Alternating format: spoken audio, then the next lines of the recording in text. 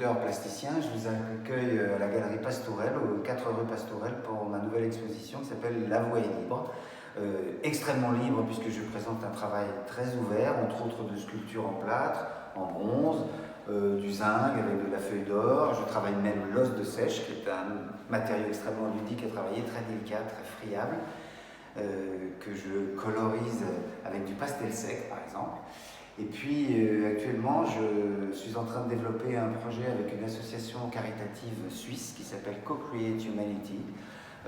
Les 3 fondateurs sont des gens formidables, ce sont des gens qui travaillent dans l'humanitaire. Eh bien, ils sont sur le terrain et souvent ils souffrent. Et souvent ils sont témoins de massacres ou quelquefois leurs collègues sont massacrés près d'eux.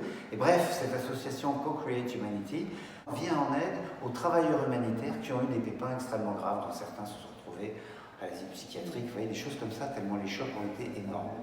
Et cette association a été enthousiasmée par mon travail et m'a commandé une œuvre qui va faire 3 mètres de haut. Et en fait, je me suis servi de la silhouette de chacun des 3 fondateurs qui ont des silhouettes tellement différentes que du coup, c'est très jouissif pour moi d'avoir joué avec leur silhouette.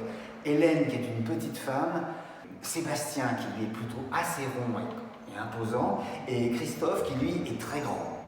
Et donc, j'ai fait ces 3 personnages qui se tiennent par la main et qui dansent en fait, parce que la vie repart pour eux.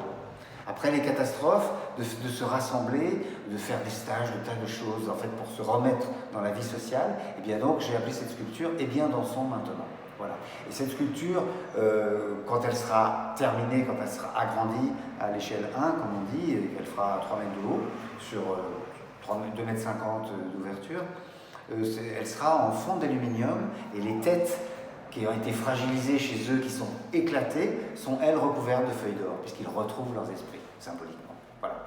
Et c'est quelque chose qui devrait, à mon avis, voir le jour à Genève.